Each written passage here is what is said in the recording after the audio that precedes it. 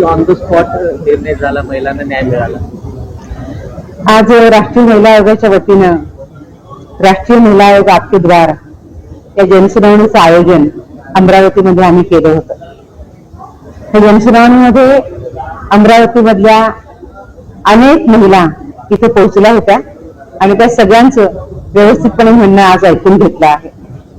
मला आज विशेष आनंद आहे की जर व्यवस्था सेन्सिटिव्ह जर असल्या तर महिलांना न्याय मिळाला अधिक गती मिळते. आज प्रशासनामध्ये डिव्हिजनल कमिशनर पासून पोलिसांच्या तर्फे IG, CP, SP ही सगळी व्यवस्था आज इथे होती आणि आजच्या या संपूर्ण जनसुनावणीमध्ये 81 केसेसची आज इथे सुनावणी केली आहे. त्या ज्या 81 केसेस आहेत त्याच्यामधल्या 26 केसेस ज्या आहेत त्या आमच्याकडे आधीच राष्ट्रीय महिला आयोगामध्ये दर्ज झाल्या होत्या. त्याच्या बाबतीमध्ये आम्ही पोलिसांना आधीच रिपोर्ट मागितला होता आणि याच्यातल्या 26 ज्या कंप्लेंट्स आहेत त्या कंप्लेंट आता पूर्णपणे मार्गी लागलेल्या आहेत. त्याचे रिपोर्ट्स आमच्याकडे आम्हाला प्राप्त झालेले आहेत. उरलेल्या ज्या कंप्लेंट्स आहेत त्या सगळ्या कंप्लेंट्स त्या वॉक-इन कंप्लेंट्स होत्या. आपल्याच माध्यमातून सगळ्या वृत्तपत्र आणि मीडियाच्या माध्यमातून जेव्हा महिलांना कळालं की इथं जनसुनावणी आहे त्या माहितीच्या आधारे महिला इथं आल्या होत्या. इतक्या मोठ्या प्रमाणामध्ये महिलांच्या पर्यंत आपण या जनसुनावणीची प्रसिद्धी दिली याच्याबद्दल मी तुमचेही धन्यवाद करते. आणि या सगळ्या वॉक-इन कंप्लेंट्स आम्ही इथं आज ऐकलेल्या आहेत. याच्यातल्या मॅक्झिमम कंप्लेंट्स ह्या पारिवारिक कंप्लेंट्स होत्या. अनेक कंप्लेंट ज्या होत्या ह्या सगळ्या पती पत्नीचे किंवा कुटुंबाचे वाद, मुलांची कस्टडी, प्रॉपर्टी मॅटर्स अशा या सगळ्या कंप्लेंट होत्या. काही सिरियस पण कंप्लेंट होत्या. याच्यातल्या काही कंप्लेंट्स या कॉस्टच्या पण होत्या. सेक्शुअल हॅरॅसमेंट ऍट वर्कप्लेसच्या पण कंप्लेंट होत्या. आज त्याची सुनावणी पूर्ण झाली आहे आणि आता एक्झॅक्ट नंबर नाही मला सांगता येणार पण अनेक प्रकरणांच्या मध्ये तडजोडी पण झाल्या आहेत आणि आनंदानं त्यांनी एकमेकांच्या सोबत राहायचं मान्य केलेलं आहे.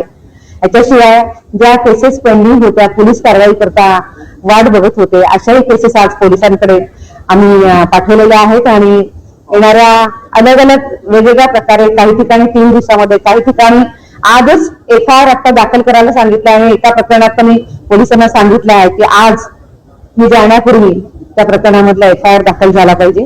काही केसेसमध्ये आम्ही पोलिसांना 8 दिवसाची वेळ दिलेली आहे की त्यांनी FIR दाखल करून पुढची कारवाई केली पाहिजे. मला असं वाटतं की आजच्या या जनसुनावणीमुळे महिलांना नक्कीच न्याय मिळेल. पण त्याशिवाय सुद्धा ज्या व्यवस्था आहेत, जे संविधानाने दिलेल्या आहेत, या व्यवस्थांवरचा विश्वास बळकट व्हायला मोठी मदत मिळेल. आजच्या जनसुनावणी करता आपल्या डिव्हिजनल कमिशनर नैना गुंडे मॅडम, त्याचप्रमाणे आपले स्पेशल IGP महेश पाटील आणि शहराचे कमिशनर, पोलीस कमिशनर राकेशजी आणि त्यांचे निकेतन कदम, त्यांचे SP जिल्ह्याचे ग्रामीणचे, हे सगळेजण उपस्थित राहिले. पण मोठी मदत आजच्या या जनसुनावणीमध्ये डिस्ट्रिक्ट लिगल ऑथॉरिटीची झालेली आहे. त्याच पद्धतीनं कलेक्टरांकडे जी व्यवस्था आहे, स्वतः कलेक्टर पूर्ण वेळ इथे होते पण त्यांच्यासोबतच त्यांचे protection officer, one stop centre हे सगळे उपस्थित राहिले आणि या सगळ्यांच्या सहकार्यानं ही जनसुनावणी पुरी केली आहे.